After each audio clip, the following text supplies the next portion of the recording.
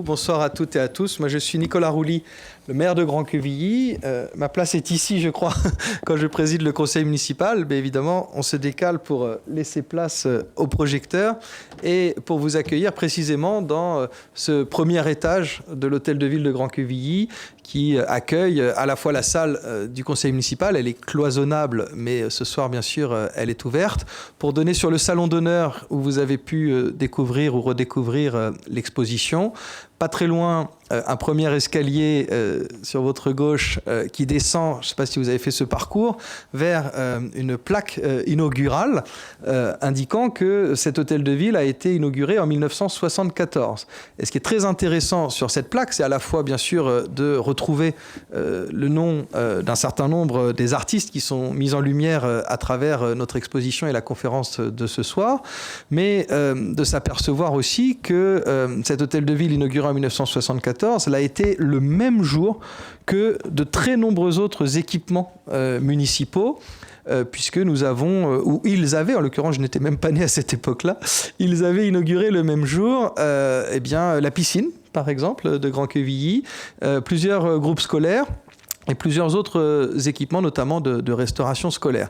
Pourquoi je dis ça? Parce que ça vous donne la mesure de ce qui est indiqué sur les panneaux de l'exposition, c'est-à-dire que vous êtes ici dans une ville qui trouve son origine près de la Seine. La Seine est pour nous sur la partie ouest de la ville et elle descend en fait cette partie ouest là sur ma droite vers d'immenses usines que peut-être pour certains vous connaissez, qui ont été mises à l'honneur par exemple dans le film qui s'appelle Le goût des autres, si ça vous parle. Il est passé il n'y a pas longtemps à la télé avec Jean-Pierre Bacry et nous avons là des usines monstrueuses puisque la ville de Grand-Quevilly est celle de la région et peut-être l'une en France qui accueille le plus d'usines en Céveso seuil haut. Nous avons, à partir de cette industrialisation, et c'est pour ça que je vous en parle, bien sûr un peuplement qui va s'opérer. Et ce peuplement finit par déborder le village qui était là en bord de Seine et générer la nécessité d'un agrandissement. Et cet agrandissement ne s'est pas fait juridiquement et officiellement sous le statut de ville nouvelle, mais dans la pratique, il s'est fait, je dirais, dans cet esprit et cette réalité, notamment de ce qu'on appelle une ZUP, une zone à urbaniser, qui a été pensée intégralement, justement, à travers ses équipements, ses dessertes, la place que la nature aussi conserve dans cet environnement et l'articulation donc entre le bâti, la nature et la culture. Et c'est la raison pour laquelle on va retrouver, comme je le disais, un ensemble d'équipements inaugurés le même jour, puisque tout pousse en réalité en même temps. Et dans cet équipement, dans ces équipements plus exactement d'ailleurs, la place de l'art, la place de la culture, à travers la logique du 1%, puisque si vous visitez nos équipements et notamment nos groupes scolaires, vous allez retrouver un certain nombre de créations qui viennent mettre en valeur cette réalité. Et dans l'hôtel de ville, c'est bien le sens, et c'est comme ça que j'arrive au rassemblement de ce soir, c'est bien le sens des œuvres que vous avez pu découvrir ou redécouvrir, que de venir par le travail des créateurs, eh bien, orner en effet cet équipement. Et puis, je dirais finalement, surtout, la vie de celles et ceux qui soit y travaillent, soit l'utilisent. La salle des mariages, qui est un peu la quintessence aujourd'hui de tout cela, mais cette salle du conseil municipal en est aussi une expression, eh bien, c'est l'idée que beaucoup de gens viennent ici célébrer ce qu'on appelle traditionnellement le plus beau jour de sa vie. En tout cas, je l'espère pour eux, une très belle journée, et ils sont nombreux avec leurs invités. Eh bien, depuis 1974, ce jour est sublimé par les œuvres aussi bien pratico-pratiques, les fauteuils dans lesquels ils s'assoient, la table sur laquelle ils viennent signer, et les œuvres qui ornent, notamment sur le plan mural, cette belle salle des mariages.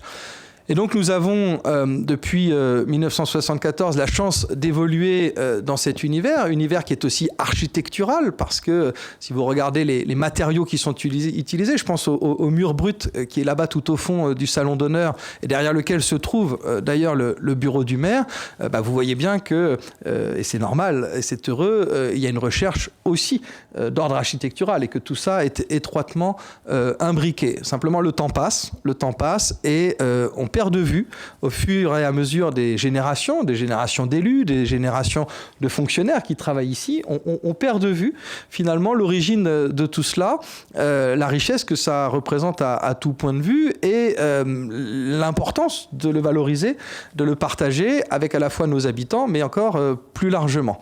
Et je veux, à partir de là, remercier Madame Perrine Rousselet qui va s'exprimer dans un instant et que j'ai pu rencontrer autour de la France Design Week parce que nos échanges ont été véritablement, pour moi, je suis maire depuis 2020 seulement, l'occasion voilà, de découvrir ou redécouvrir les réalités historiques et artistiques dont je parle parce que tout simplement, elles n'étaient plus, il faut le dire, valorisées comme elles auraient dû l'être. Elles étaient là, elles faisaient partie de notre environnement quotidien, y compris à travers les trèfles sur lesquels beaucoup de gens s'assoient régulièrement sans savoir exactement ce que ça représente. Et la démarche de la France Design Week, bien sûr, c'est d'inviter, entre autres, les élus à redécouvrir ce patrimoine dont ils ont la charge temporairement et la façon dont on peut le mettre en valeur. On a eu une première expérience autour de la France Design Week et qui s'est très bien passée. Et on s'est dit qu'on essaierait d'aller un peu plus loin, et notamment parce que à l'occasion de cette première expérience, justement, on s'est aperçu de tout ce que nous avions sous les yeux au quotidien et de tout ce que nous pouvions en faire. Et c'est pour ça qu'on a embrayé le plus vite possible. D'abord sur la connexion avec M. Sabatier, parce que je veux souligner aussi et remercier M. Damien Sabatier de sa présence, qu'il y a eu depuis plusieurs mois maintenant déjà tout un travail précisément de prise de conscience partagée de la contribution de Grand Quevilly à l'œuvre de Sabatier et à son rayonnement.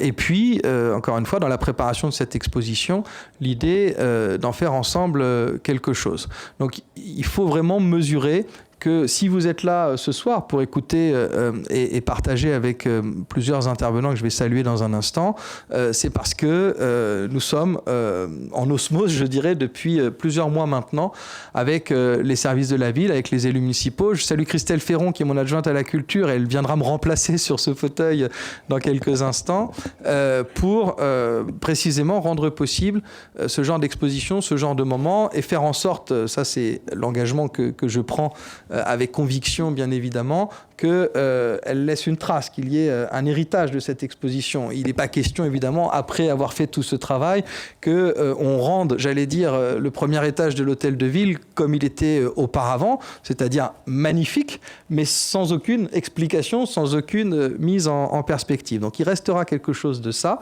mais auparavant, on va bien sûr partager avec vous ce qui peut être partagé ce soir.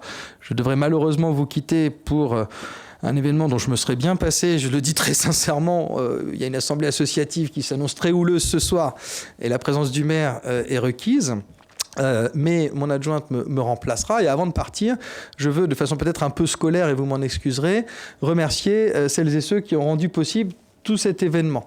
Je pense évidemment à Madame Anne Bonny qui va partager ce soir son expertise comme elle l'a déjà partagé avec les uns et les autres. Je pense à la galerie Pascal Cuisinier et il est ici à mes côtés qui nous prête des mobiliers de Pierre Paulin et de Joseph André Motte pour compléter la collection qui est celle de la ville de Grand Quevilly et le mot est peut-être un manque de modestie, mais on a cette chance quand même de former une collection à partir des pièces qui sont les nôtres. Damien et Barbara Sabatier pour le prêt des œuvres de Pierre Sabatier, puisque là encore, il y a des œuvres qui nous appartiennent, mais il y a des œuvres qui sont prêtées et pour donner écho à notre patrimoine. Benjamin Paulin pour la photo de Pierre Paulin. Le musée des Beaux-Arts de Rouen pour le prêt d'une vitrine, parce que nous ne sommes pas habituellement ici un lieu d'exposition, et c'est quand même intéressant de s'apercevoir qu'on peut le faire avec le soutien de nos partenaires. Le service communication de la ville de Grand Quevilly, notamment pour le visuel de l'exposition.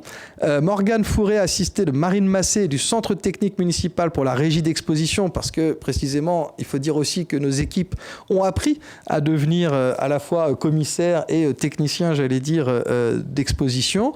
La régie art pour le transport des œuvres, la librairie L'Armitière pour la signature de livres que vous trouverez ici ce soir. soir. Ma gamme pour l'impression.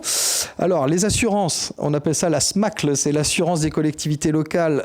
Bah oui, il fallait assurer, on a bien fait de le faire, les œuvres qui sont exposées. Et puis, bien sûr, tous les services de la ville de Grand-Quevilly impliqués de près ou de loin dans la réalisation de cette exposition. J'en aperçois un certain nombre ici. Je vois le responsable de la médiathèque, j'ai vu le directeur des affaires culturelles, j'ai vu son adjointe. Il y a beaucoup de monde, mais je veux souligner à travers ce propos l'engagement de nos équipes.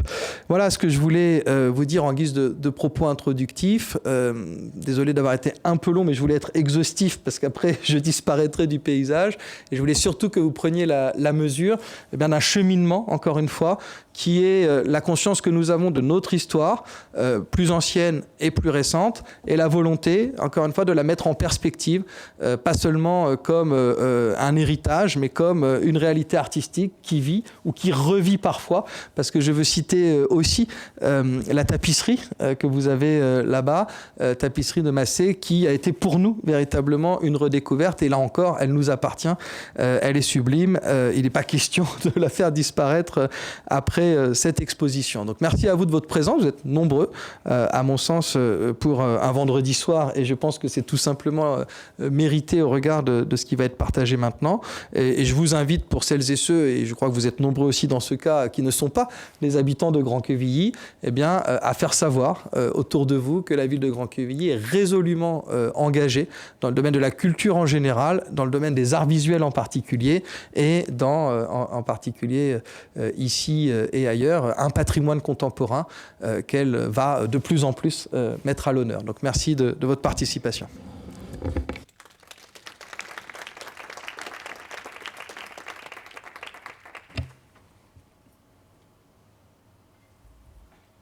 Oui, c'est bon. Perrine Rousselet, donc je coordonne la France Design Week, le festival France Design Week pour la région Normandie. Donc c'est un festival national porté par l'APCI, et je suis très heureuse d'être avec vous ce soir. C'est la deuxième année que nous faisons un partenariat avec la ville de Grand-Quevilly, et c'est vrai que quand j'ai découvert la salle des mariages, j'ai été complètement subjuguée.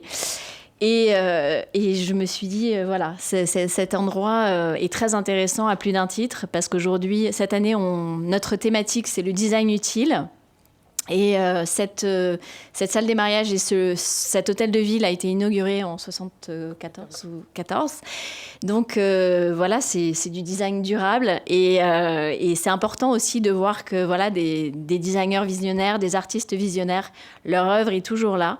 Donc et ça nous apprend aussi des choses, voilà, sur cette période où on avait beaucoup d'idéal, on avait envie de créer, et les visions de ces artistes nous portent toujours aujourd'hui.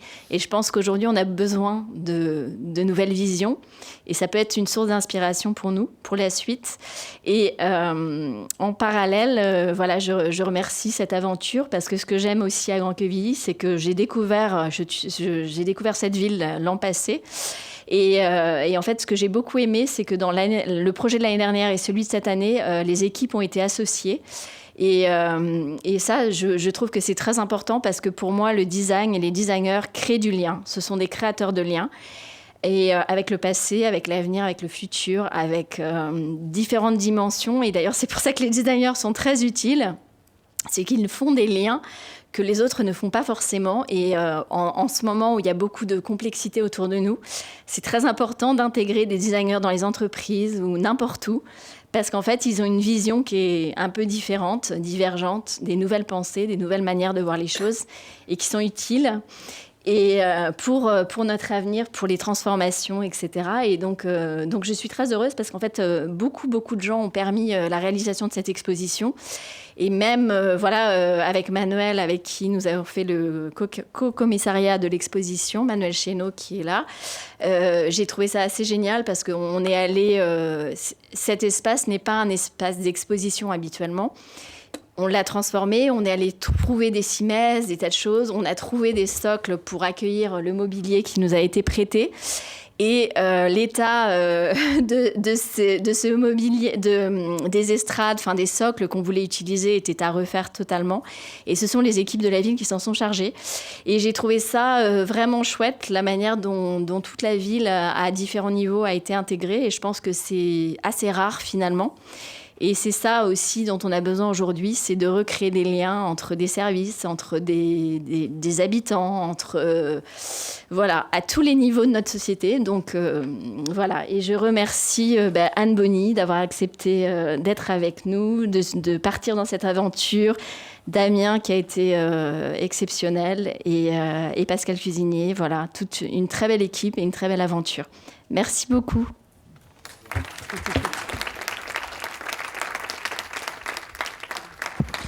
Je vais inviter mon adjointe à me remplacer parce qu'il faut que je vous laisse. Voilà. Je vais commencer cette conférence, en effet, précédant mes deux amis, donc Pascal Cuisinier et Damien Sabatier, et parler en fait du contexte dans lequel tout cela va se jouer.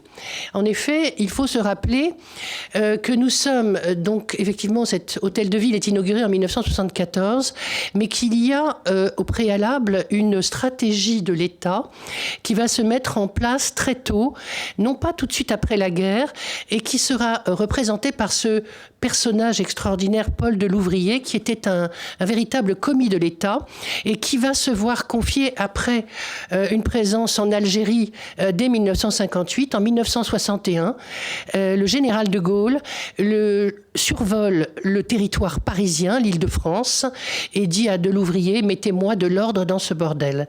J'aime beaucoup cette phrase parce qu'elle exprime assez bien l'incohérence qui va, présider à l'urbanisation autour de Paris, de ces grandes villes, puisqu'ici nous sommes aussi à côté d'une grande ville, puisqu'il s'agit de Rouen.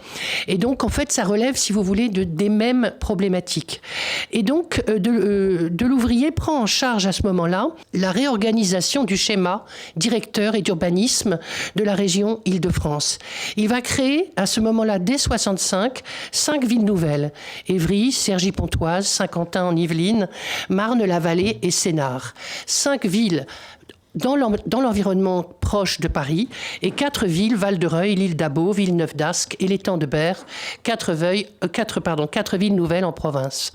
Ce sont des schémas très intéressants, puisqu'en fait l'idée est de lutter, contrairement à ce qui existe préalablement, c'est-à-dire des cités dortoirs, qui ont été créées au lendemain de la guerre, donc juste au moment de la période de la reconstruction, avec des grandes barres qui se positionnaient de façon un peu hétéroclite, mais juste en périphérie de Paris ou des grandes villes. Or là, c'est l'idée vraiment de créer des villes nouvelles avec un centre. Ces fameux centres au cœur duquel nous nous trouvons aujourd'hui, c'est-à-dire les hôtels de ville, l'administration bien sûr de ces nouvelles villes. Donc, ils vont créer 5 villes nouvelles autour de Paris. Ils transforment ces 3 départements en 8 nouveaux départements. Et donc, cette réaction est vraiment l'idée de transférer l'énergie et les habitants, car évidemment, ce sont les 30 Glorieuses, une période d'accroissement démographique tout à fait important.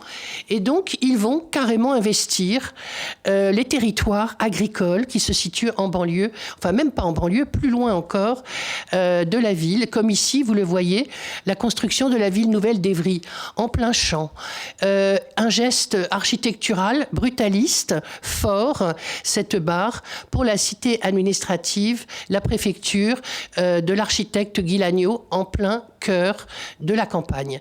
Autour de ces villes, autour de ces cœurs de ville, c'est-à-dire ces préfectures, ces administrations, vont s'organiser un certain nombre de quartiers, bien évidemment, qui vont se nouer véritablement et s'interconnecter, puisque un certain nombre de nos régions sont constituées de une quinzaine de communes qui vont s'interconnecter et qui vont donc constituer ensemble une ville nouvelle. Ça, c'est très important de le comprendre. Les architectes sont les architectes inspirés par le mouvement moderne, pour la plupart du temps, comme ici Guy Lagneau, et donc une inauguration, comme vous le voyez, avec Georges Pompidou en 1971.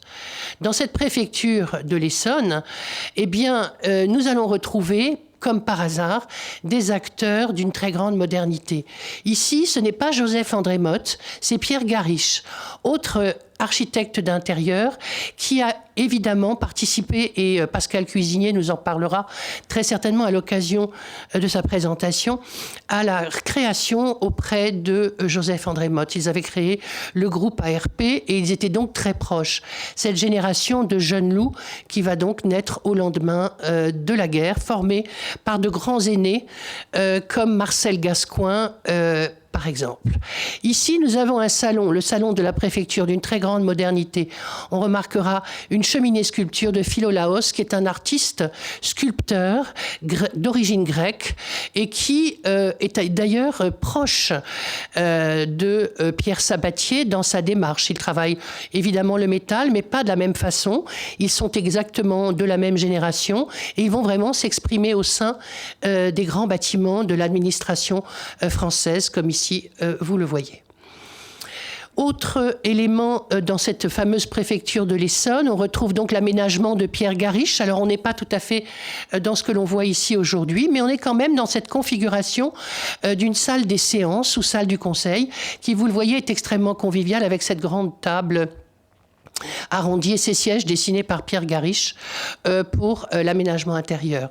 Une salle à manger. Donc vous voyez que la modernité s'invite dans tous ces grandes administrations de l'État.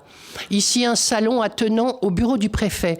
Ce qui est intéressant, c'est que le mobilier d'ici est un mobilier de Pierre Paulin. Comme ici, pour la salle des mariages, finalement, c'est un mobilier de Pierre Paulin qui a été acheté, qui n'a pas été dessiné expressément pour, évidemment, la salle des mariages, mais qui a été acheté et qui correspond vraiment à cette grande modernité. Dans le salon de droite, on retrouve également des sièges exceptionnels, sollicités, donc achetés aussi à la demande de Pierre Gariche, qui sont des sièges de Poul Kjærholm, qui est un grand designer danois. Et on retrouve des aménagements qui sont évidemment très révélateurs de cet esprit des années 70, d'une très grande... on parle aux États-Unis d'un style international. On retrouve un peu cet esprit-là dans ces réalisations françaises. On retrouve ici également, toujours dans cette préfecture de l'Essonne, du mobilier spécifiquement dessiné par Pierre Gariche et réalisé par le Mobilier National. Le Mobilier National est une administration de l'État également, liée au ministère de la Culture, qui se trouve à Paris, et qui, au XVIIe siècle, s'appelait le garde-meuble royal. À la Révolution, on le transforme en Mobilier National, et il devient tout à coup le garde-meuble, c'est-à-dire de l'État. Tous les meubles qui appartiennent aux administrations, que ce soit les ministères, les ambassades et autres, sont archivés, stockés et réparés, entretenus dans ce Mobilier National. En 1964, c'est l'atelier de recherche et de création du Mobilier National qui prend le relais en engageant des recherches très contemporaines avec ses grands designers. Et c'est donc l'atelier de recherche et de création qui va réaliser ce travail remarquable de Pierre Gariche. Avec, vous voyez, donc un plaquage de palissandre qui est magnifique, des sièges très intéressants, avec une association ici, et ça on le retrouve ici, dans l'hôtel de ville du Grand Quevilly, cette sublimation de matériaux d'une grande modernité comme l'acier. Et en particulier avec des entreprises qui, à l'époque, finançaient des projets, lançaient des concours. Les Verres de Saint-Gobain, Uginox, qui a donc fait la promotion de ces matériaux d'acier.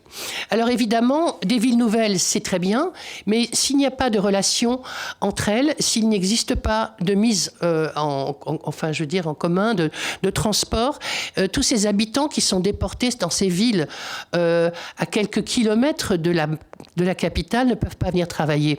C'est donc le moment où on va mettre en place aussi des transports en commun, et en particulier le RER en région parisienne, évidemment, et que je parle un peu du contexte général. Et c'est vrai qu'il a aussi, pour ces transports en commun, on va solliciter un grand nombre de designers. Ici, vous voyez des recherches chromatiques très intéressantes dans la station de la Défense. Je me souviens plus qui avait fait ces petites alvéoles, mais... Alain Richard, merci. Pascal. Voilà. Et donc, on a ici vraiment des recherches très extraordinaires sur ces transports en commun. Et puis, d'autres préfectures vont voir le jour en dehors de Paris. La préfecture du Val d'Oise, édifiée donc par Henri Bernard, un architecte moderne, auquel on doit également la Maison de la Radio à Paris. Ce magnifique bâtiment qui avait été inauguré, je crois, en 1968 ou 7, je ne sais plus. Et donc... c'est un travail tout à fait remarquable. Ici encore, on le voit, la préfecture naît au milieu des champs.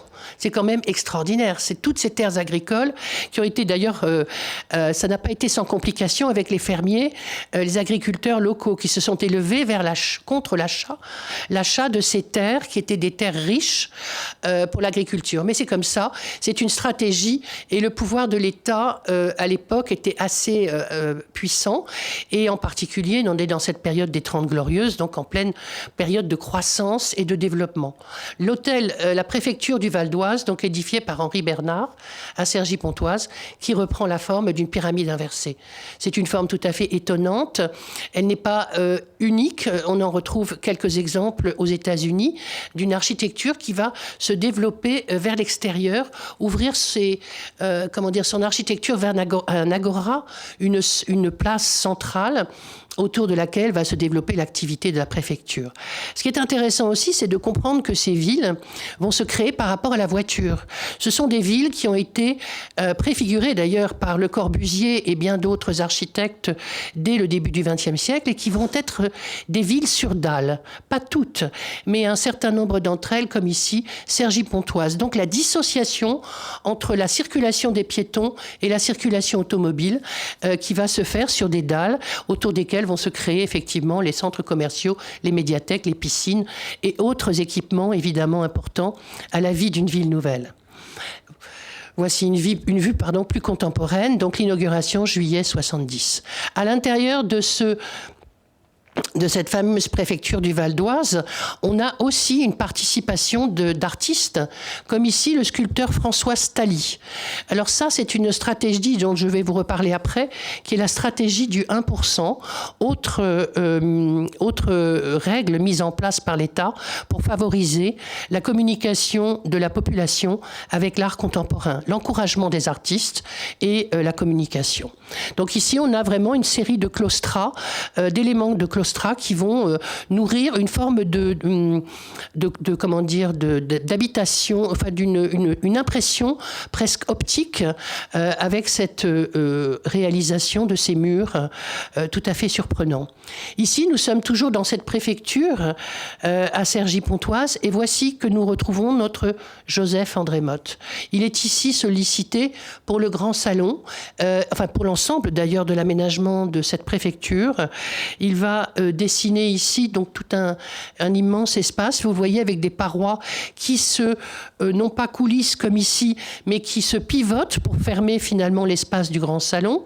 Il dessine le mobilier. Il va également travailler sur une trame au niveau du sol et au niveau du plafond qui rend aussi cette esthétique vraiment des années 70 qui est si typique et si spécifique. On retrouve toujours alors ce sont des dalles d'inox aussi que l'on retrouve au sol et qui sont donc effectivement un encouragement de la société Usinox qui était donc une grande société industrielle de l'époque.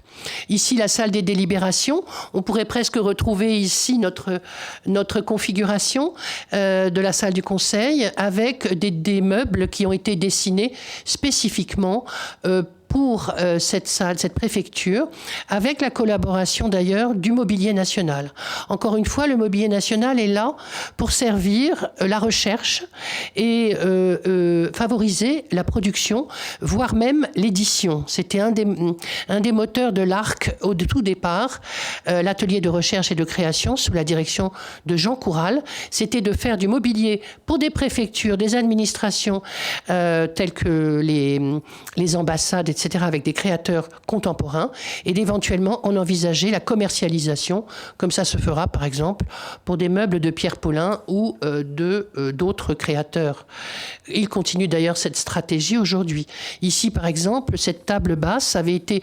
Alors, c'était une rencontre de Joseph-André Motte avec Jean Coural, et donc il lui avait posé la question du mobilier de bureau. Et donc ici, on a par exemple une table basse. Il y avait un bureau qui allait avec, qu'on aperçoit à droite également, le bureau du préfet, donc aménagé vers 1970 par Joseph-André Motte. On retrouve toujours cet acier inoxydable tout à fait remarquable. Ici, un autre hôtel de ville. Il est beaucoup plus loin, celui-là, mais pas si loin que ça quand même.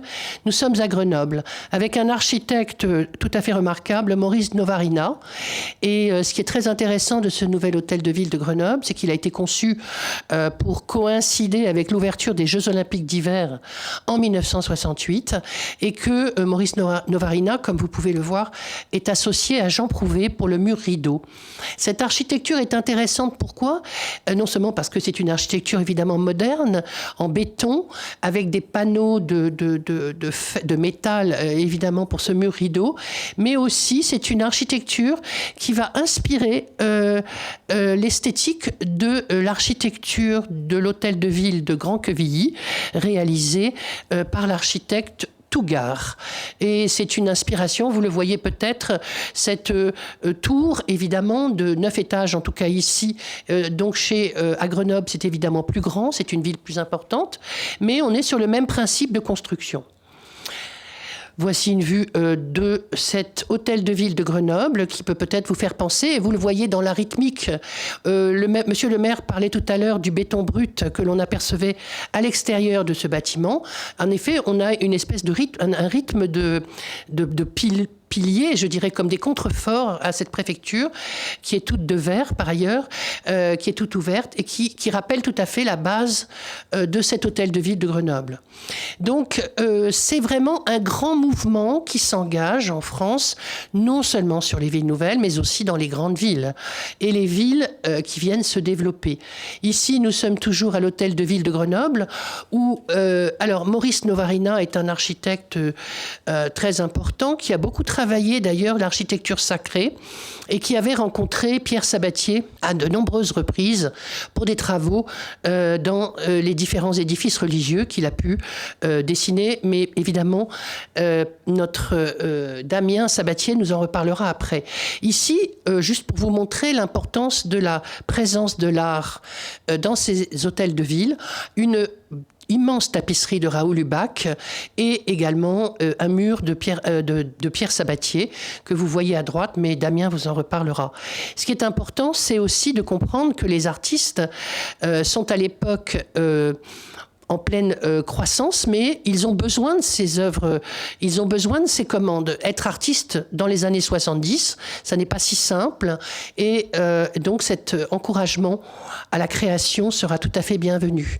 Ici, on retrouve toujours dans cet hôtel de ville de Grenoble, la salle des mariages, avec 2 portes claustras de Pierre Sabatier qu'on aperçoit de part et d'autre, mais nous en reparlerons, et des sièges de Joseph-André Motte, qui sont très beaux, qui ont été réalisés ici en série et qui trône dans cette salle des mariages où l'on voit au fond la tapisserie d'un grand artiste de l'après-guerre, Alfred Manessier. C'est un moment donc tout à fait exceptionnel sur le plan de la création, de la collaboration. Tout à l'heure, Perrine nous en parlait, de la mise en relation. Et donc là, on a quelques éléments de mobilier également développés pour cet hôtel de ville de Grenoble par Joseph-André Motte. Ici, la salle du conseil municipal.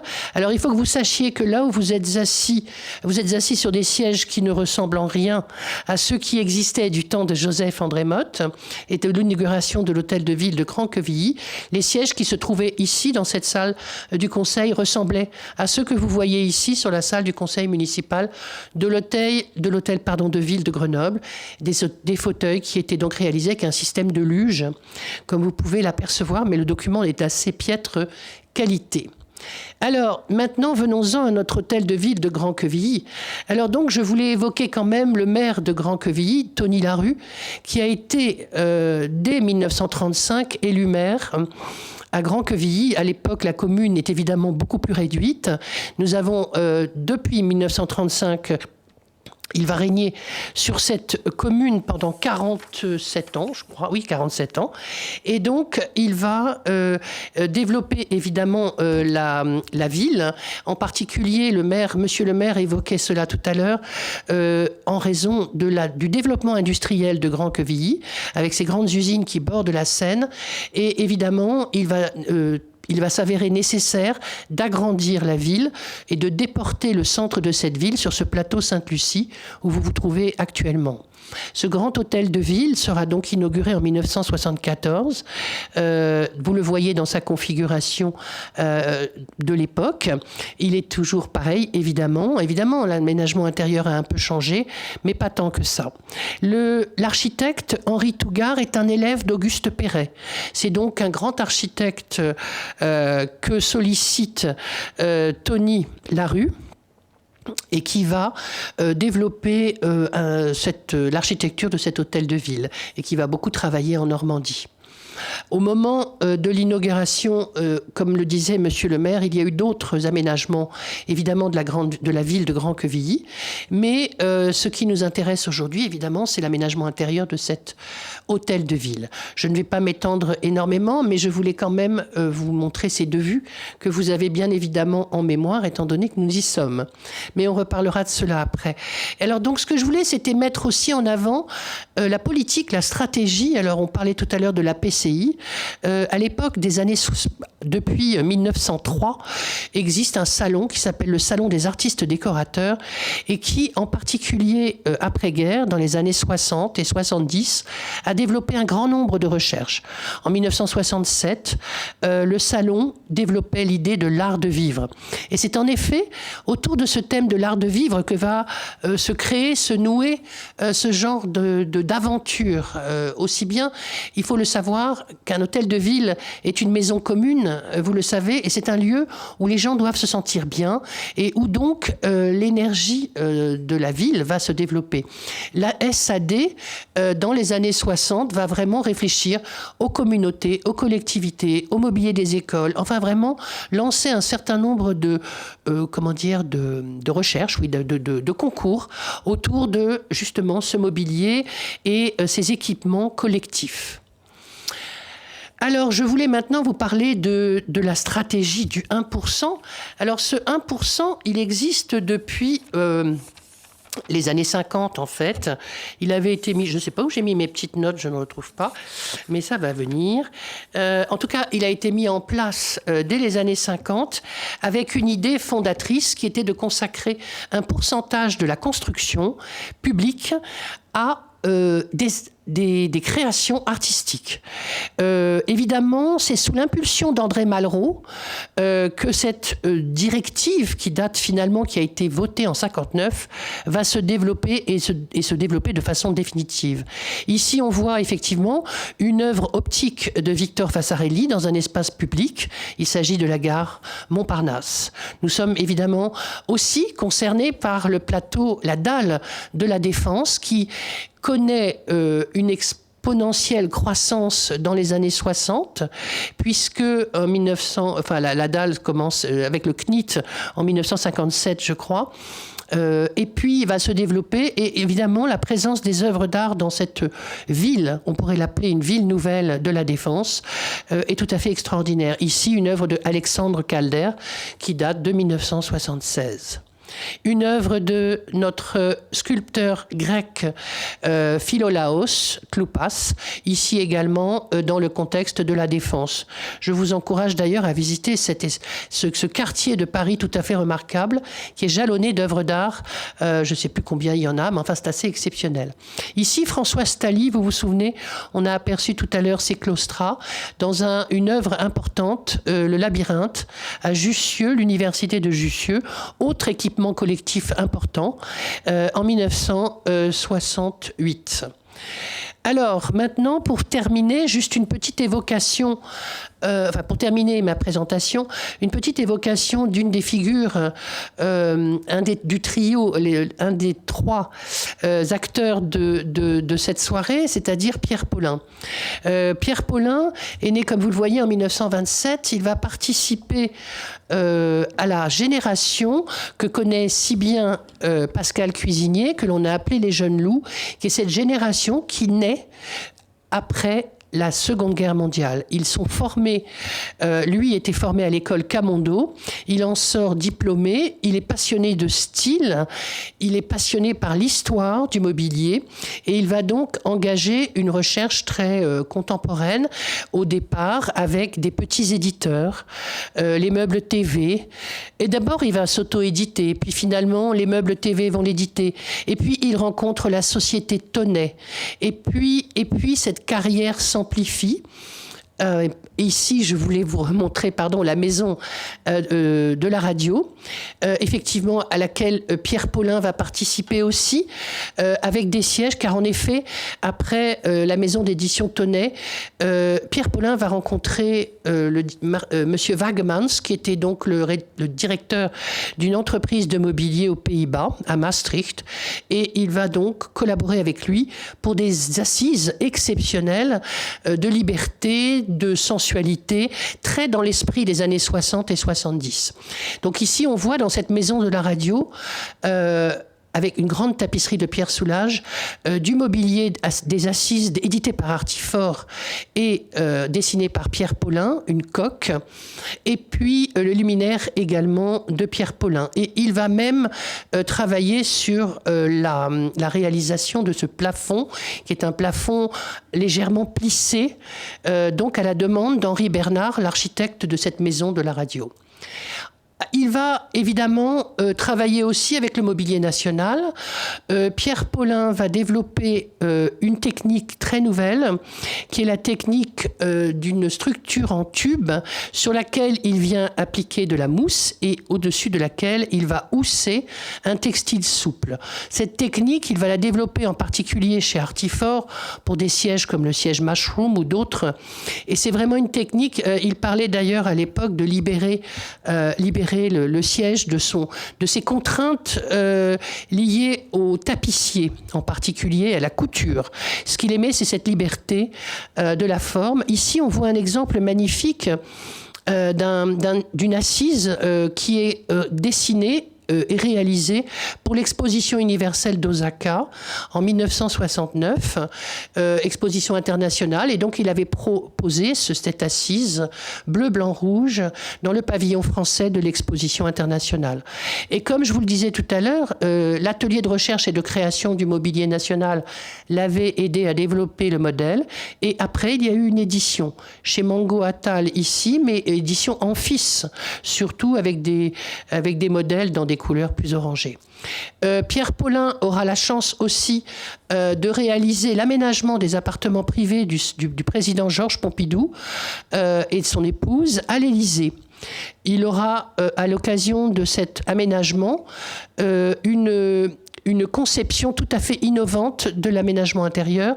Ici, on voit, il reprend l'idée du tube et du textile souple pour cette alcôve qui est le fumoir dans les appartements privés de l'Élysée. On se souvient de la façon dont Georges Pompidou fumait cigarette après cigarette.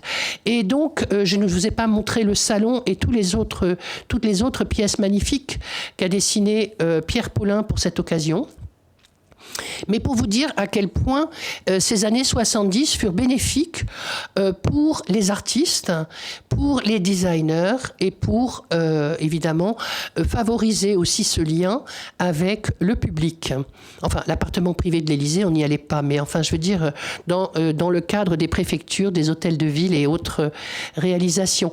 On voit ici Pierre Paulin installé sur un Tong Chair, qui était un siège qu'il avait réalisé également en tube, avec avec une mousse qui gaine le tube et ce fameux textile et des sangles et ce fameux textile souple qu'Artifort avait vraiment développé pour lui au sein de ses usines. C'était une très grosse entreprise, contrairement à celle que nous avions en France, qui étaient des petites maisons plutôt d'origine artisanale. Voici donc notre fameux siège Tulipe qui se trouve aujourd'hui donc dans la salle des mariages et qui a été acheté à l'époque à la demande de Joseph André Motte. Joseph André Motte avait confié la plupart de ses aménagements à une société qui s'appelait MPS, Manufacture Parisienne de Sièges, qui était établie dans le 20e arrondissement à Paris. Et il lui avait donc il avait commandé à la Manufacture Parisienne de Sièges un certain nombre de meubles, dont le bureau de Monsieur le maire à l'époque et des sièges, etc. Et les fameuses bornes que vous avez, ces fameux sièges en trèfle que vous avez ici.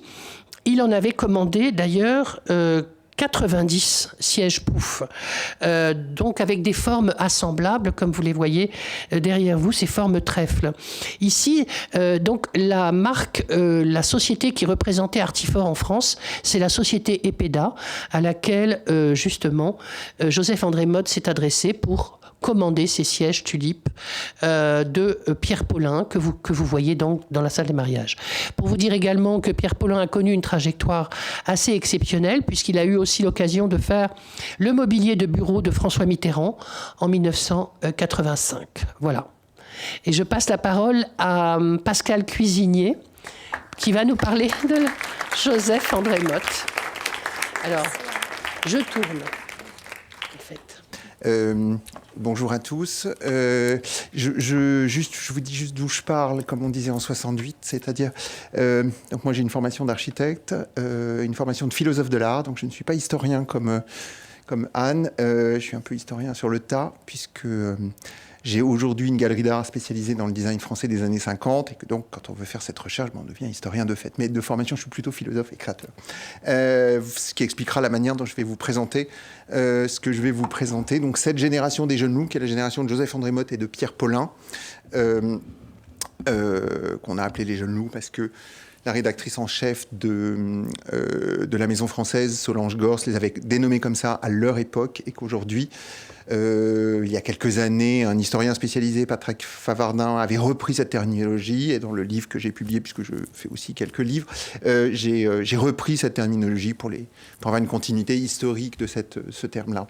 Alors moi, vous allez voir, je vais partir de loin, mais vous inquiétez pas, je vais arriver à l'endroit, c'est-à-dire cette génération qui est née entre 25 et 30 et qui finit ses études au tout début des années 50 et qu'on appelle la génération du jeune. Alors, avec une visée plus définitionnelle que historique, vous allez voir.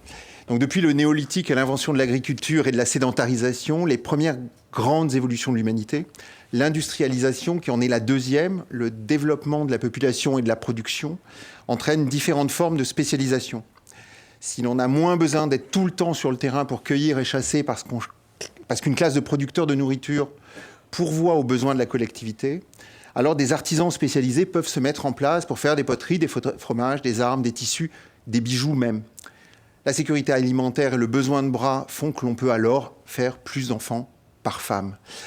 Si bien plus tard, une production industrielle peut se mettre en place, car on a inventé la machine à vapeur et les mines de charbon, puis les puits de pétrole pour les alimenter, alors peuvent se développer différentes classes de population pour gérer et consommer ces productions et développer une forme de niveau de vie, des cadres, des juristes, des commerçants, des médecins, des enseignants, etc.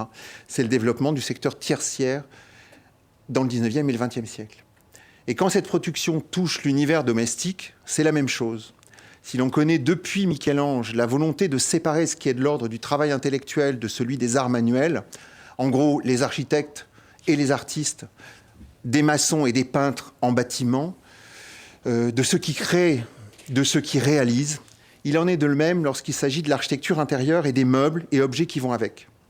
Il s'opère donc une mini-révolution, en n'exagérant rien bien sûr, dans le domaine des arts décoratifs qui, lorsqu'ils se produisent de plus en plus en série, différencient petit à petit ceux qui les conçoivent de ceux qui les réalisent. C'est l'apparition de la fonction de designer et donc d'éditeur qui sont inséparables. On pourrait parler, et c'est ce dont je parlais dans ma thèse, d'autonomisation de la fonction de conception. J'ai travaillé dans ma thèse donc une distinction entre les arts qui fonctionneraient sur un mode autographique et d'autres sur un mode allographique. Si ça vous intéresse, on y reviendra, sinon c'est une bonne demi-heure de plus. Bref, j'ai proposé une définition du design autour du basculement des arts décoratifs qui fonctionnent traditionnellement sur un mode autographique. L'auteur de l'œuvre est celui qui la réalise d'une certaine manière, très synthétique, vers un mode allographique où celui qui signe l'œuvre n'est plus celui qui la conçoit, mais n'est plus celui qui... Et celui qui la conçoit et non plus celui qui la réalise.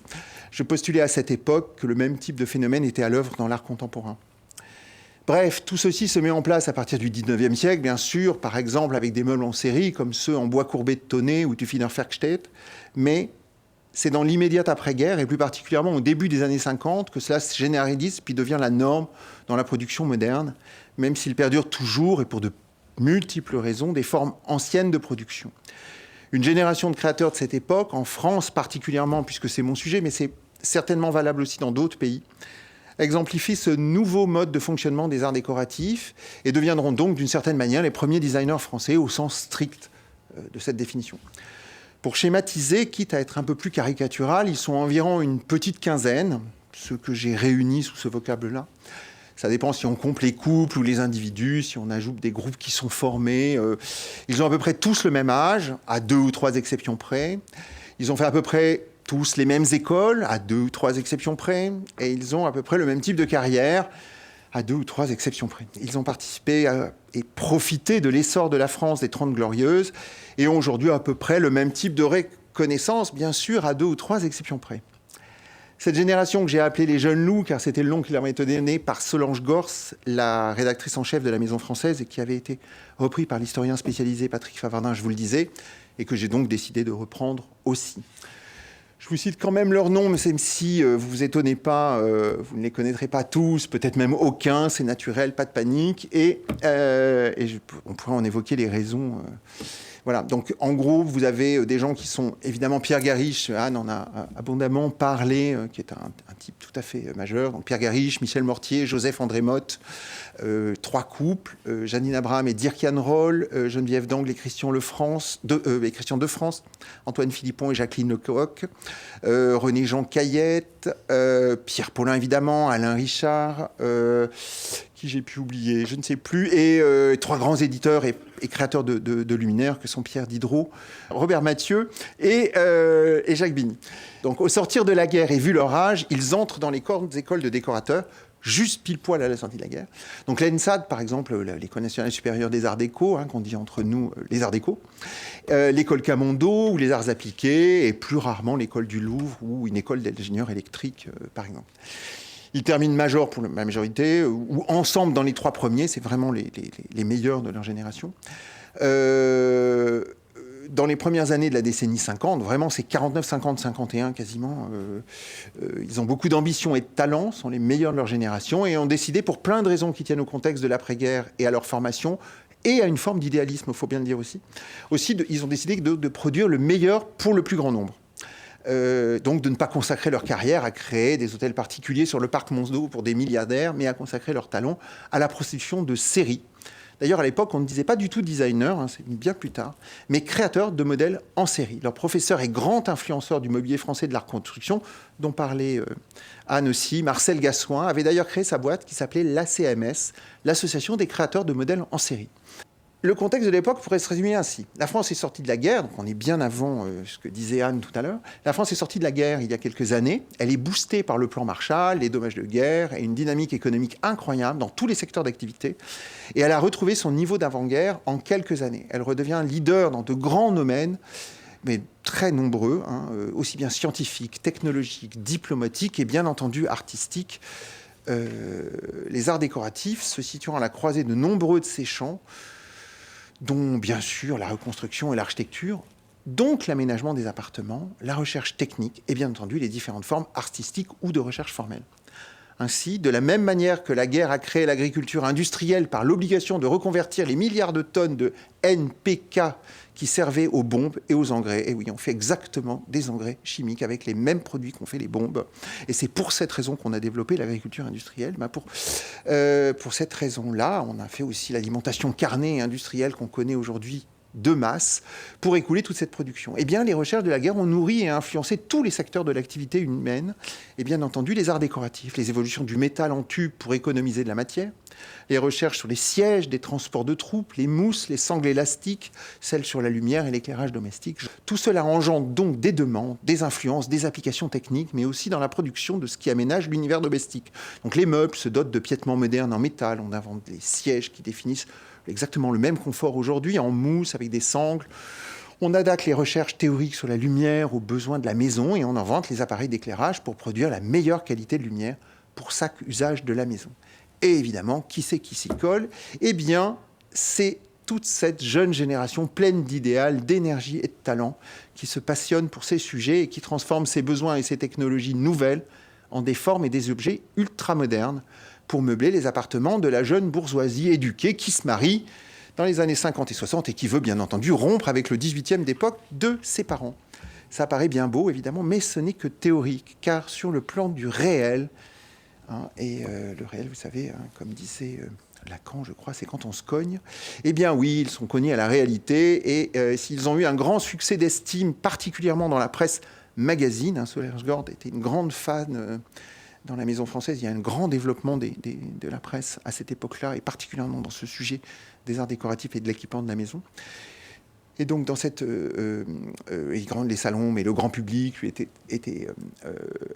à qui étaient destinées ces créations, on fait la fine bouche. Et quand on sait que la population française était meublée en très grande majorité en copie de mobilier ancien, et pour la grande bourgeoisie en mobilier 18e d'époque, et on imagine la tête que devaient faire les visiteurs des grands salons des arts décoratifs, comme le disait Anne, mais aussi le salon des arts ménagers.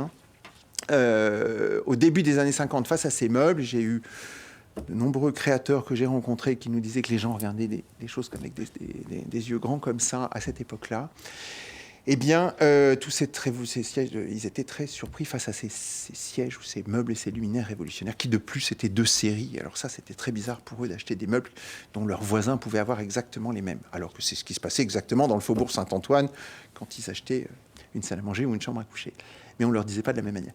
Donc il a fallu réinventer tout ça totalement. Seuls quelques éditeurs avaient des pièces à montrer dans le fond de leur vitrine. Certains architectes en prescrivaient, qu'ils avaient aperçus dans les dernières revues professionnelles ou dans les expositions spécialisées des grands magasins parisiens. Mais par exemple, pour vous donner une idée de comment ça se passait, le fait d'accéder à du meuble moderne à l'époque, eh bien, par exemple, le premier magasin multimarque capable de présenter à la fois des tissus d'une certaine marque, des luminaires, des céramiques, des meubles, des fauteuils, des sièges, donc il y a des techniques de structure totalement différentes qui sont faites par des fabricants différents. Eh bien, ces premiers magasins sont apparus à Paris seulement en 1959 et qui s'appelaient les magasins pilotes. Et avant, ça se passait pas du tout comme ça. Et il a fallu attendre quasiment, je dirais, 1965 pour se répandre. Pour que répandre le design de masse, par exemple, 65, c'est une date particulièrement intéressante, c'est la création des grands magasins Conforama qui donnent du meuble de grande série moderne pour tout le monde. Voilà, donc c'est au début des années 60 que les fabricants, éditeurs, devenus aussi distributeurs, comme une grande maison qui s'appelle les Huchet-Mainvielle, ont ouvert de très belles boutiques spécialisées, décorées par Dick Ian Roll, le fameux architecte de Abraham et Roll, donc dans les grandes villes françaises, et ont développé des unités de production et jusqu'à des écoles de formation des vendeurs, car vous imaginez bien comment il était quasi impossible pour des vendeurs des années 50 d'orienter un client déjà peu convaincu vers un meuble dont il n'avait même pas la culture lui-même pour le lui vendre. Donc ça restait en fond de boutique et c'était quasi impossible à vendre. Bref, tout ceci s'est construit petit à petit dans cette décennie que je défends dans ma galerie aujourd'hui et dans ce dernier ouvrage, qui est en fait une décennie qui est plutôt 51 que 61. 51-61 plutôt que 50-60, puisque les décennies des historiens ne correspondent pas forcément avec celles du calendrier solaire. Mes créateurs sortent donc de l'école poussés par leurs enseignants. Ils exposent dans leurs premiers meubles sur des salons qui font leur petite place. Ils vont voir qui est un oncle ébéniste, qui est un fabricant du faubourg Saint-Antoine, en leur disant « Je vais exposer au salon si vous me faites mon prototype. » Et que j'en vends, je vous les ferai fabriquer. Pour la petite anecdote, Janine Abraham, donc la femme de Dirk Jan Roll, rencontre un fabricant de mobilier un peu mécène qui avait envie de se lancer dans le mobilier moderne, Robert Vecchione, dont la boîte s'appelait Meubles TV, Anne en a aussi parlé tout à l'heure, parce que comme il utilise les initiales de son chef d'atelier, donc c'est Tricoire et Vecchione, et ça n'a rien à voir avec des meubles de télévision, mais c'était la grande modernité à l'époque, et comme il était italien, il n'avait pas le droit de monter une boîte en son nom, il a utilisé le nom de son chef d'atelier pour pouvoir la monter, parenthèse refermée. Donc, et elle lui vend ses dessins de 2 meubles, donc une jolie petite table portefeuille et un élégant meuble, très élégant, fonctionnel, un peu haut. Je ne sais pas s'il était sur les photos, mais voilà, avec des tiroirs en couleur, mais qui est un meuble vraiment conçu par une femme, puisqu'on n'est pas obligé de se baisser pour aller chercher le plat à glaçons, mais il est beaucoup plus haut qu'un meuble traditionnel.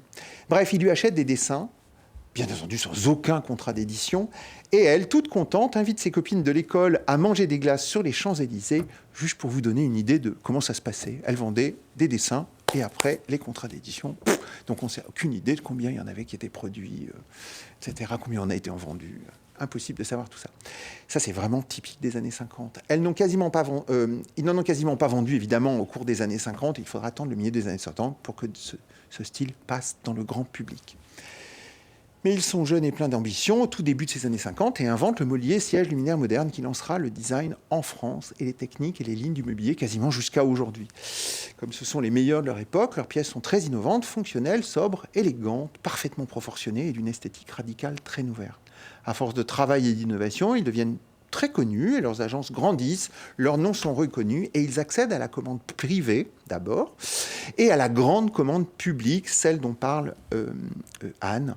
Très généreuse à cette époque, des grandes glorieuses, car ce sont eux qui aménageront avec quelques grands architectes du moment les bureaux, les banques, les musées, les palais nationaux, les ministères, les préfectures et bien sûr les aéroports et les stations de RER dont Mott était probablement le grand spécialiste, qui sont parmi les plus gros programmes de l'époque et mention spéciale, non pas pour la salle à manger du couple Pompidou à l'Élysée aménagé par Paulin, mais moi aussi, je ferai aussi un grand focus, enfin, une grande highlight sur la Maison de la Radio, qui est un des plus beaux projets français de cette époque-là, qui fut une vitrine prestigieuse de la modernité et de l'influence française, où 4 architectes d'intérieur ont travaillé à l'intérieur. C'était une vitrine comme la salle à manger de Pompidou à l'étranger sur le rayonnant de la modernité en France. Donc, ils sont aussi intervenus parfois à l'étranger pour des banques, des musées ou des palais nationaux en Afrique, car c'était la mode à l'époque. Certains accompagneront aussi le développement des loisirs de masse avec des grands projets à la mer et à la montagne. Donc ils eurent donc les plus belles carrières de leur temps, avec des variantes individuelles bien sûr. Un Mott probablement le plus prestigieux fut spécialiste des projets complexes comme les aéroports, Garriche lui aussi, mais il conservera toujours sa réputation de créateur luminaire moderne et apporta un soin tout particulier à la conception de mobilier, spécifiquement des sièges. Michel Mortier, au caractère compliqué, sélectionna chaque client et produisit surtout des aménagements d'appartements et de maisons. Alain Richard ouvrit une des premières agences de graphic design au milieu de ses 40 collaborateurs et sa femme Jacqueline Yrib inventa la colorimétrie de l'agence pendant près de 30 ans. André Monpoix fut moins connu, mais tous ses projets montrent une créativité inégalée. Étienne Fermigier mourut dans un accident de voiture à 41 ans. Et pourtant, oui, je ne l'ai pas cité tout à l'heure. Et pourtant, j'espère bien faire un jour un livre sur lui. Et c'est bien dommage, car il aura été probablement l'un des meilleurs de toute sa génération s'il n'était pas mort et qu'on extrapole son extraordinaire productivité. Janine Abraham et Dirk Jan Roll sont souvent cantonnés à leur mythique création en rotin, mais on oublie souvent qu'ils ont été les premiers à développer des techniques de merchandising en France et qu'ils ont réalisé de nombreuses chaînes de magasins et qu'ils ont produit de sublimes maisons d'architectes aux détails parfaitement réfléchis avec un rapport à la nature unique en France, très probablement.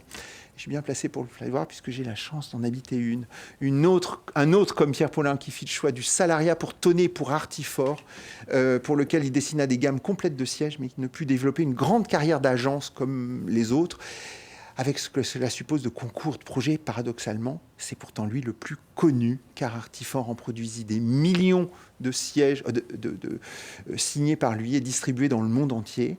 Et tout le monde sait aujourd'hui qu'il vaut mieux pour être célèbre, produire du pas cher pour le plus grand nombre que des pièces de niche pour un micro-public. Voilà, j'ai terminé cette petite chose. Je vais vous faire un micro-focus pour la carrière de Mott. Même je ne suis pas un grand spécialiste des biographies, mais ça vaut le coup parce que c'est un très grand bonhomme. C'est probablement, je vais vous le dire alors là, à titre strictement personnel, le plus grand créateur français de la deuxième partie du XXe siècle.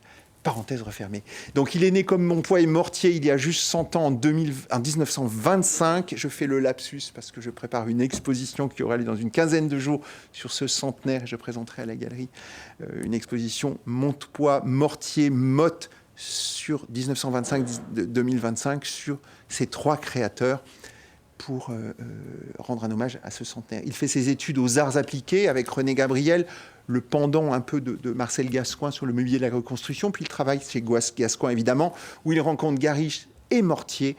Une grande amitié se lie entre eux et l'entente est telle qu'ils fondent l'ARP, l'atelier de recherche plastique de 54 à 57, qui sera une véritable force de proposition pour les entreprises de l'époque, tant dans le siège, le mobilier, même le luminaire, car tous 3 collaborent intimement avec Pierre Diderot, un immense créateur de luminaires français, créateur et éditeur surtout.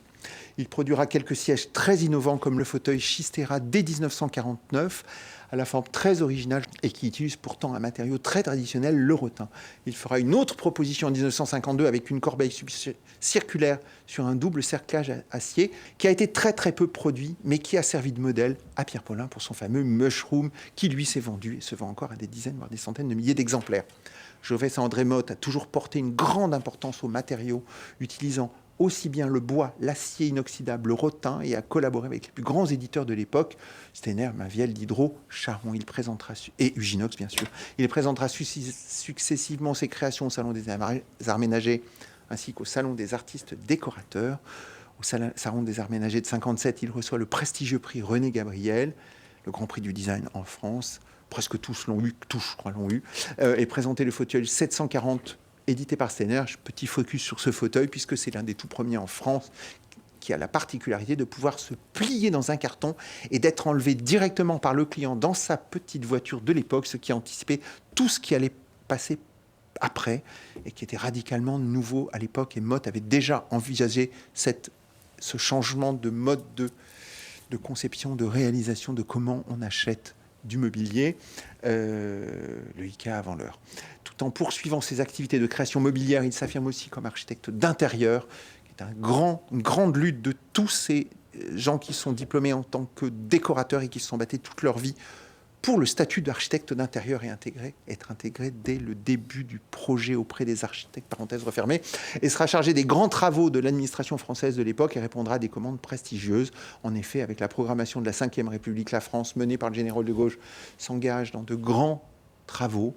Des zones à urbaniser en priorité, les fameuses ZUP dont parlait Monsieur le maire tout à l'heure, sont créées afin d'édifier des logements, centres commerciaux, mais aussi des bâtiments administratifs. Joseph-André Motte va largement contribuer à aménager ces nouveaux lieux, comme de 58 à 61, où il a la charge des travaux d'aménagement de l'aéroport d'Orly, avec les installations terminal de l'aéroport, la zone de transit, l'oratoire, un hôtel, un salon de thé, ainsi que divers commerces. Puis il réalisera en 62 pour la Maison de la Radio l'emménagement des bureaux de la direction générale ainsi que les salles de conférence.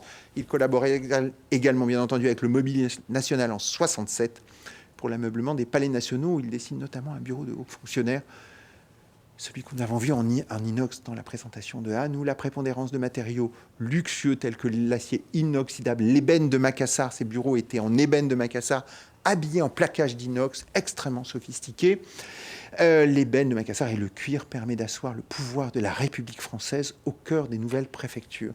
Mais un autre projet de très grande ampleur arrive en 73. Il signe un contrat avec le comité d'esthétique de la RATP pour la rénovation des vieilles stations de métro à Paris jusqu'en 1983, sous la houlette de l'architecte Paul Andreu. Il va proposer un nouveau style, aujourd'hui appelé style Andreu-Motte, fondé sur le blanc, grâce aux fameux carreaux biseautés. Donc c'est lui qui va réaménager toutes ces stations de métro avec ces carreaux biseautés. Joseph-André Motte réintroduit de la couleur dans les stations en 2 endroits, dans la rampe lumineuse et sur les sièges de sa station.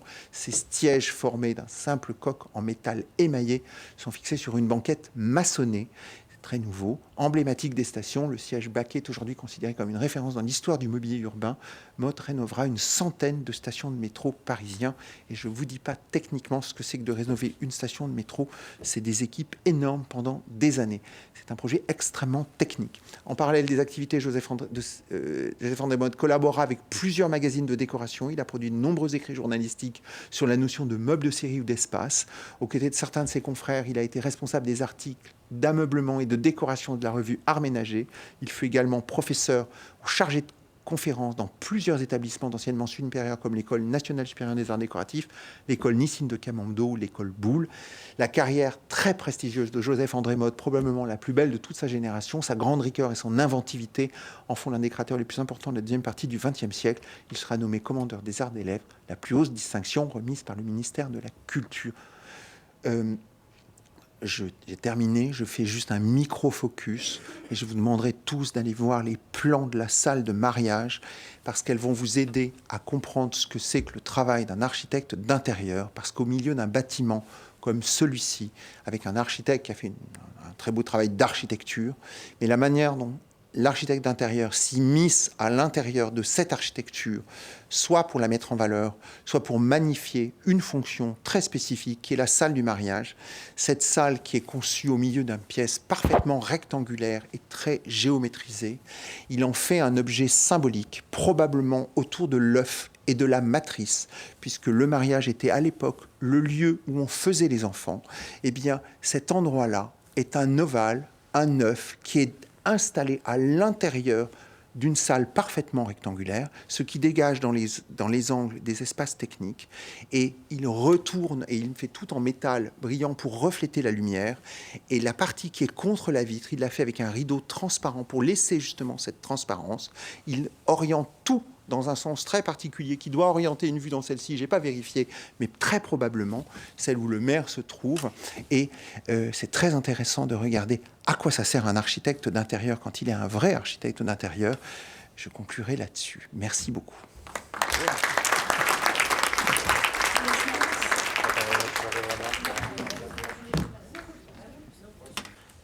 Bonsoir, merci à tous d'être venus. Je vais être très rapide. Merci encore Anne, merci Perrine, merci Pascal, merci à toute l'équipe de Grand Quevilly. C'est vraiment l'occasion de se réunir autour de ces trois figures qui sont quand même assez passionnantes. Donc j'ai Anne à côté de moi qui va me taper sur les doigts si je ne vais pas assez vite. J'ai un quart d'heure, d'habitude je fais ça en 1 heure et demie, donc vous inquiétez pas, on va boire un coup après. Mais alors je vais aller vraiment très vite dans le défilement des images. J'avais quand même envie de vous montrer un petit peu quelque chose, quelques images, parce que Pierre Sabatier n'est pas forcément extrêmement connu du grand public. Alors c'est qui Pierre Sabatier? Juste en préambule, quelques petits articles récemment sortis dans la presse, pas inintéressants, ça c'est AD. Donc on constate qu'il est beaucoup qualifié d'alchimiste du métal. Ça c'est dans Connaissance des Arts, encore une fois, alchimiste du métal. L'art monumental, vous reconnaissez, vous reconnaissez la salle des mariages. Ça c'est un article qui est sorti en Belgique. Des fois, il est qualifié aussi d'Iron Man, donc Monsieur Métal, toujours au cœur de la matière. Aussi magicien du métal, juste pour vous donner comme ça quelques petites clés déjà pour rentrer dans son univers. Alors il faut savoir qu'il a fait à peu près 300 œuvres monumentales dans le monde entier, donc on a du boulot avec ma sœur qui est là aussi, d'essayer d'aller voir un petit peu partout dans le monde où sont toutes ces œuvres. Alors, il a énormément expérimenté, beaucoup innové dans la maîtrise du métal, sur tout type de métal. Mais vous allez voir, il est né, ça c'est marrant de constater ça, mais près des volcans d'Auvergne. Et il a été vraiment passionné de géologie, d'astronomie, les forces telluriques, la matière en gestation, en transformation. Là, c'est quelques images qui mettent face à face ces œuvres et quelques shots de nature ou de cosmos. Et on voit vraiment que la source d'inspiration est vraiment clé. Il était aussi vraiment passionné par l'art monumental, les civilisations anciennes. Alors avec ma sœur, on allait souvent le dimanche, on était obligé d'aller au Louvre pour aller voir les murs des Assyriens, ces murs en céramique, magnifiques. Mais il aimait la force, en fait, aussi bien des Égyptiens que les précolombiens, etc. Là, je vous propose en 3 secondes une petite immersion dans la matière, parce que il a travaillé la matière. On est toujours perdu un petit peu entre le très grand, le très petit. C'est une sorte de cosmos. Mais vraiment, il a extrêmement innové dans cette maîtrise du métal sous toutes ses formes. Ça, on va en reparler un petit peu aussi. Il a travaillé sur des acides, des façons de travailler le métal assez originales. Il y a une chose qu'il faut savoir, c'est qu'il a adhéré très très vite à un mouvement qui n'est pas inintéressant, qui s'appelle le Mur Vivant, créé en 1965, qui a été vraiment poussé par Le Corbusier lui-même. et qui a été présidée, tu en parlais tout à l'heure, Anne, par Novarina, qui est un des grands architectes de l'après-guerre. C'était aussi une revue trimestrielle qui réunissait à la fois les architectes et les sculpteurs ensemble dans la même pièce, et ce qui a donné en fait vie à ce mouvement, à ce magazine qui était quand même très intéressant en réunissant architectes et sculpteurs. On a une citation qu'on aime bien, Véronique qui est là aime beaucoup, parce qu'en fait elle décrit assez bien, c'est Jean de Mailly qui est un des grands architectes de l'après-guerre, c'est lui qui avait fait le CNIT dont tu parlais tout à l'heure, Anne. L'œuvre n'est pas accrochée au mur, mais le mur est l'œuvre intégralement, pleinement. Donc ça, on retrouve beaucoup, vous allez voir, c'est une constante dans son travail. Et très vite, il a lié vraiment de façon très fluide, très intuitive. Il avait une relation de confiance, de connivence avec les architectes très forte. Là, ici, c'est Michel Herbert, qui est un autre grand architecte de l'après-guerre. Il a été donc submergé de commandes à droite, à gauche, et il a dû construire un atelier près de son lieu de naissance, donc près de Moulins. Donc c'est un atelier qui existe encore, mais qui est assez immense. Il a fallu, chaque décennie, il a fallu l'augmenter. Et puis il est allé recruter dans la campagne environnante des assistants qu'il a formés lui-même et qui sont restés pendant des années et qui sont partis dans le monde entier pour installer, construire, et voilà, toutes ces œuvres qu'il a fallu installer souvent très loin. Dans les années 50-60, je trouvais que c'est intéressant de vous remontrer ce qu'il a fait. Il a beaucoup travaillé la céramique, les murs en céramique, les muraux. Ici, c'est un exemple qui est assez phénoménal parce que c'est à Romorantin. Il y a 18 000 carreaux de céramique assemblés, donc 18 000 carreaux qu'il a fait à la main lui-même et qu'il a assemblés sur place. Donc c'est des choses assez folles. Il a fait beaucoup de murs. Ça, c'est plutôt un travail sur l'ardoise. Voilà, je vous donne quelques exemples. Malheureusement, vous verrez dans le livre, il y en a des centaines. Il a beaucoup travaillé avec un architecte qui s'appelle Pierre Dufaux, qui a beaucoup travaillé dans l'après-guerre. Ils ont eu plein de projets. Je voulais juste montrer, si vous avez l'occasion d'aller à Bruxelles, allez voir la Royale Belge, qui est un bâtiment extraordinaire, qui vient d'être classé et qui a été transformé à la fois en hôtel, en lieu de foire, etc. Il avait réalisé ces grands piliers, les piliers célestes, qu'il avait travaillé avec une technique tout à fait innovante. Puisque là, vous le voyez, donc ça, c'est Pierre Sabatier au travail, avec sa combinaison, son masque, etc. Il avait inventé cette espèce de technique de fresque à l'acide. Donc, il fallait maîtriser l'effet des acides sur le métal. Et c'est assez remarquable. Si vous allez voir cette œuvre, vous êtes perdu dans un cosmos avec des... Voilà, c'est assez fou, c'est assez chouette. Le bâtiment est d'architecture très brutaliste, mais vraiment, il a énormément de succès. La reconversion est un gros succès en Belgique, tout le monde en parle, c'est vraiment, je vous conseille. Autres petits exemples d'architecture, ça c'est à la Défense, donc des choses très monumentales en acier. Ça c'est la Banque Dreyfus, qui était aussi à Paris. Vous voyez, quand il fallait apporter les choses sur place, il y avait toute l'équipe qui se déplaçait. Ça, c'est le siège social de la BNP à Paris. Vous pouvez toujours aller la voir. Il y a aussi beaucoup de tours à la Défense. Ça, c'est la tour Aquitaine, une autre technique aussi aux acides avec le métal qui est scarifié. Ça, c'est au Canada, qui est une évocation des montagnes rocheuses. Donc, vous voyez, le métal est plié. Et c'est comme si on voyait les montagnes vues d'en haut. Voilà, toujours de façon très monumentale. Autre exemple, parce qu'il se passionnait pour toutes les techniques, la technologie en fait du travail du métal. Ça, c'est une autre technique où en fait, sur de l'aluminium galbé, il projetait en fait une peinture tout à fait innovante, spéciale, à base de pigments de nacre et qui donnait ces changements de couleurs assez incroyables. Il y a une expo en ce moment à Venise, si jamais vous allez à Venise, au Palazzo Fortuny. Il est très connu aussi pour ça. Peut-être que certains d'entre vous se rappellent de la façade Rochas qui avait été créée à Paris pour les parfums Rochas au moment du lancement d'un parfum Audace. C'était une évocation en fait des volutes, comme dans un poème de Baudelaire. Ça a été gardé pendant des années et puis maintenant tout ça est hébergé dans les collections du Centre Pompidou. Autre exemple du travail du métal, une œuvre qui s'appelle Germination, qui était avenue de la Grande Armée. La tour Italie à Paris, qui était de façon assez intéressante, une architecture de tour très ronde. Il avait fait tout le hall d'entrée. Vous pouvez aussi aller le voir, c'est toujours en place. Quelques autres exemples, ça c'est le centre de recherche IBM.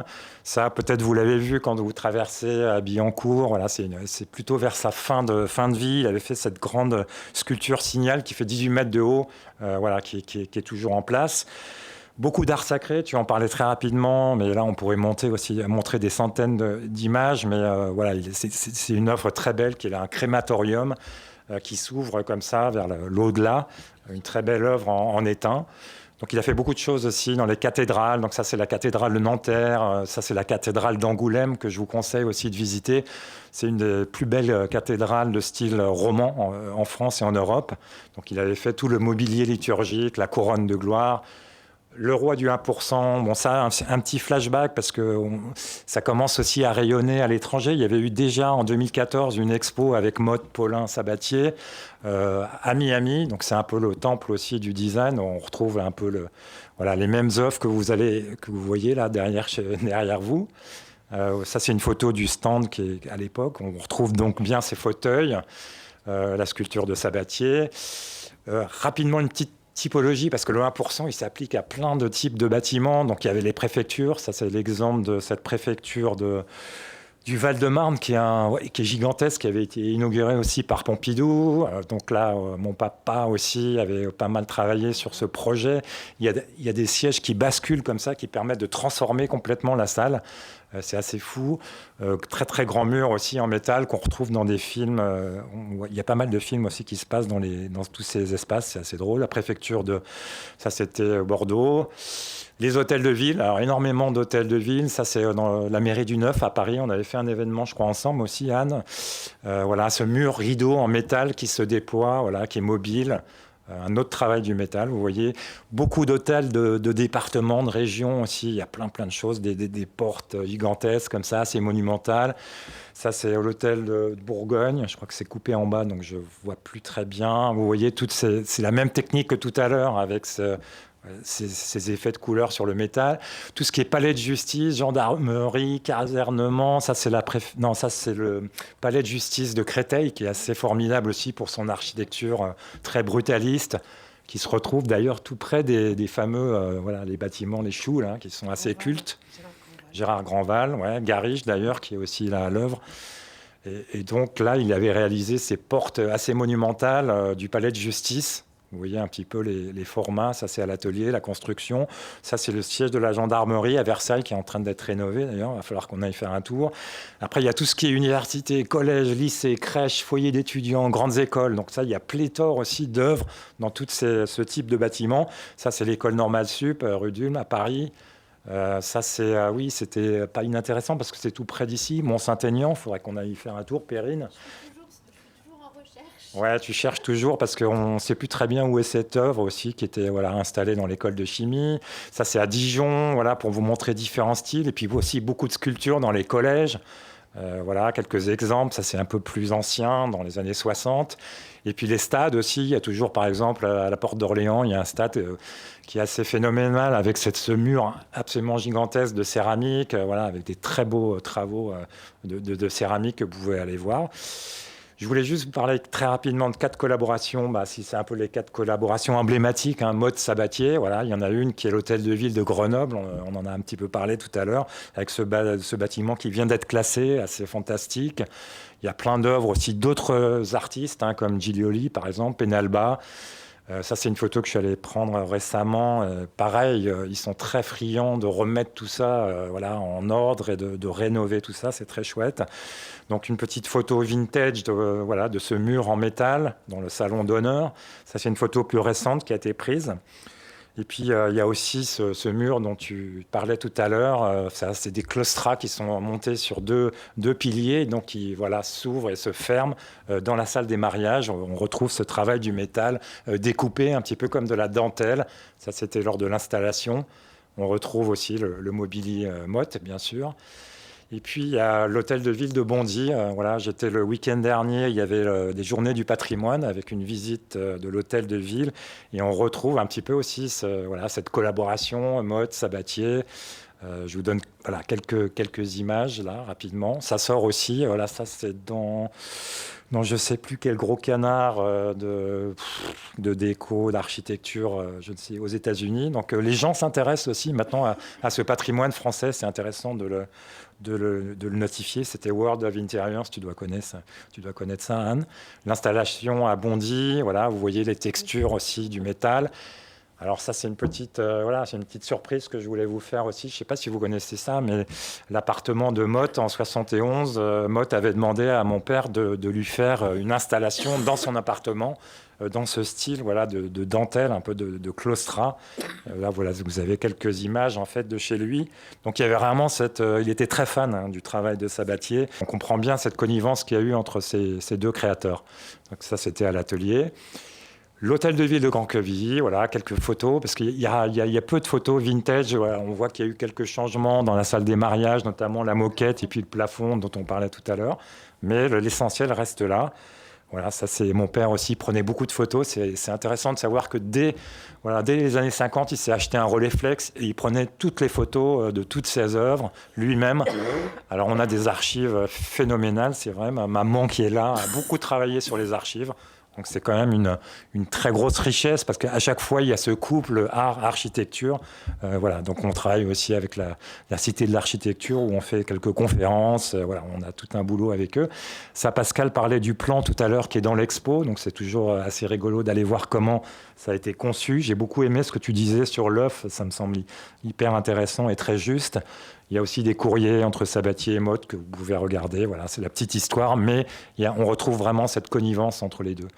Et puis le bouquin, comme on a le bouquin de Pascal qui est là-bas, je crois, le bouquin de Anne qui est sur Paulin, on a aussi le livre qui est une monographie de 400 pages qu'on avait lancé, qu'on a lancé avec Anne Bonnier aussi au Centre Pompidou. On avait fait une conférence. C'est 2 ans de boulot, 2 ans de travail, il y a beaucoup d'archives et voilà, on est assez fiers d'avoir fait ce livre, comme Pascal est fier de son livre. Voilà. Donc on vous invite à les regarder tout à l'heure si vous voulez. Et puis voilà, je crois qu'on va boire un petit coup, c'est ça, non? Tu vois, regarde, 15 minutes. Voilà. Il y a une très belle expo à Rouen, je crois qu'on est tous allés la voir, Maximold, donc on vous la recommande, très intéressant. Tu as peut-être un mot à dire là-dessus. Moi j'en sors, j'y suis allé tout à l'heure, je ne saurais trop vous recommander, c'est probablement la plus belle expo qui ait jamais été faite sur Maximold, avec une sélection probablement de ses plus belles pièces. C'est un très grand décorateur. Je ne sais pas si on peut le qualifier véritablement de designer, puisqu'il n'a pas travaillé véritablement pour la série, mais ses pièces sont sublimes. C'est issu de la grande décoration française des années 30. C'est un élève de Ruhlmann, le plus grand ébéniste français du XXe siècle, qui est le seul à égaler le XVIIIe. Et il est issu de cette chose-là, et il est tellement plus moderne. Les dessins sont extrêmement raffinés. Vous regardez toutes les articulations de métal, etc. Et là, vous pouvez les approcher de près, regarder comment les choses sont dessinées, comment elles sont articulées ensemble. C'est vraiment... au-delà de l'aspect purement conceptuel ou historique, sur le plan esthétique, c'est parmi les plus beaux mobiliers du XXe siècle. N'hésitez pas. Mais à ce propos-là, d'ailleurs, j'avais une petite question à vous poser, parce que moi, je ne suis pas du tout expert, ni philosophe, ni architecte. Je suis juste fils de papa Pierre Sabatier. Mais cette notion d'ensemblier, parce que je l'ai vu ressortir pas mal dans cette expo aussi, parce qu'on parle de lui comme un ensemblier. Est-ce que c'est quelque chose, ce concept d'ensemblier, c'est quelque chose d'actualité ou pas du tout? J'ai du mal en fait à appréhender vraiment ce que ça veut recouvrir, ou je trouve ça intéressant en tout cas d'avoir une œuvre assez holistique qui rassemble tous les métiers, l'art, le design, l'architecture. Mais je vous lance le terme d'ensemblier est un terme qui remonte, je dirais, aux années 20 pratiquement. C'est à l'époque où effectivement on va présenter dans les salons, et en particulier au salon des artistes décorateurs, mais aussi au salon d'automne, qui était l'autre grand salon, des ensembles avec des thématiques éventuellement où tout concordait à créer un ensemble cohérent. Une des grandes périodes pour les ensembliers, c'était donc les années 20, les années 40, et évidemment après, il y a de grands décorateurs comme Maximold, évidemment, et d'autres, Raphaël et bien d'autres encore, qui vont continuer cette tradition de l'ensemble, de l'ensemblier.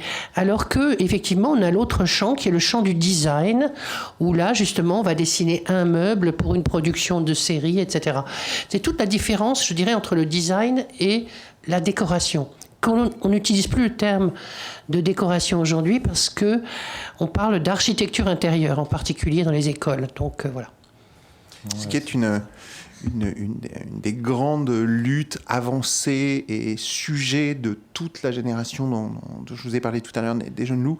C'est-à-dire que leur travail, ils sont diplômés en tant que décorateurs, issus d'écoles de décoration, puisque c'est comme ça que ça s'appelait à l'époque. Effectivement, qui ont été formés par des décorateurs dits ensembliers, des gens qui étaient de la génération précédente. Et ils se sont battus un peu toute leur vie pour faire valoir et reconnaître le terme d'architecte d'intérieur. Je vous disais de regarder le plan de Motte pour comprendre ce que ça veut dire par rapport à un décorateur, qui est un terme plutôt, je dirais, relativement péjoratif aujourd'hui, parce que c'est un terme qui n'est pas déposé. Et donc tout le monde, vous et moi, peut se dire décorateur. Donc c'est un terme qui est très superficiel, qui était considéré par eux comme un terme de peintre décorateur qui s'occupe de la couleur et de la petite déco. Et eux voulaient vraiment être intégrés au début du projet d'architecture pour s'occuper de l'architecture qui se passe à l'intérieur. Et ils ont créé, il y a à la fois des syndicats, des institutions autour de cette notion. Et donc, pour répondre directement à Damien, la notion d'ensemblier, effectivement, on l'a utilisée beaucoup plus tôt dans le XXe siècle et on a perdu son usage. Mais quand on regarde, par exemple, le travail d'architecture intérieure de beaucoup de gens, eh bien, ils sont aussi ensembliers parce qu'en fait, ils assemblent des choses. Ils ne sont pas obligés de dessiner chaque mobilier. Dans la salle des mariages, Motte a prescrit et il a dessiné sur des plans les fauteuils de Paulin. Alors que c'était probablement pas les plus grands amis du monde, mais il reconnaissait son talent. Et il a choisi des sièges de Paulin pour mettre dans son aménagement plutôt que de prescrire même les siens, parce que probablement qu'il trouvait que cela allait mieux. Ça, c'est typique un acte d'ensemblier. Donc même s'il ne revendiquait pas le terme, il faisait aussi office d'ensemblier. Et quand ils ont dessiné des tables, des sièges, des muraux, et qu'ils ont sélectionné Pierre Sabatier pour faire une partie d'une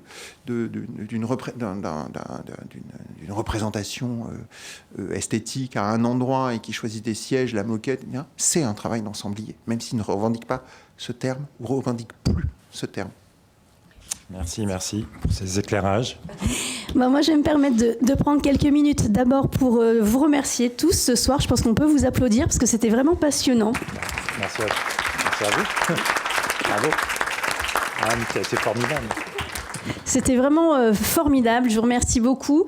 Remercier aussi particulièrement Perrine Rousselet et vous, Monsieur Sabatier, parce que vous êtes venus à nous et vous nous avez permis d'avoir un regard sur ce qui nous entoure, nous, élus, agents de la ville, habitants de la ville, qui viennent dans cette maison commune.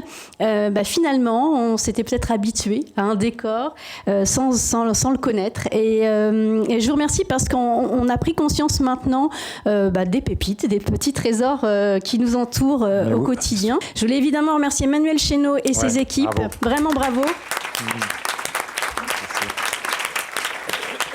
Parce que Manuel, ça faisait pas partie de la feuille de route, mais il a su s'emparer du projet et en plus, surtout, et je crois que Perrine, vous l'avez dit tout à l'heure, il a su fédérer autour de lui les agents de la ville à tout de corps de métier confondus. Donc c'est vraiment un gros boulot. Et puis on en voit le résultat. On a Cléo qui toute la semaine et la semaine précédente a été là pour expliquer, pour donner les codes, pour bien expliquer aux habitants qui venaient ce qu'était l'hôtel de ville de Grand-Quevilly et comment tout cela s'était construit, donner tous les codes pour mieux comprendre et appréhender ce qui nous entoure. Donc merci à tous. Merci.